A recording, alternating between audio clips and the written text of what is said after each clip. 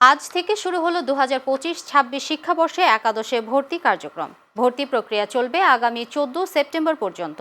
শনিবার একাদশে ভর্তির কেন্দ্রীয় ওয়েবসাইটে প্রকাশিত বিজ্ঞপ্তি থেকে এসব তথ্য জানা গেছে। এমপিওভুক্ত শিক্ষা প্রতিষ্ঠানে ভর্তির ক্ষেত্রে ঢাকা মহানগরীতে বাংলা এবং ইংরেজি ভার্সনে 5,000 টাকা, ঢাকা মহানগর ছাড়া বাংলা ও ইংরেজি ভার্সনে 3,000 টাকা, জেলায় 2,000 টাকা এবং উপজেলা ও মফস্বল এলাকায় 1,500 টাকা নির্ধারণ করা হয়েছে।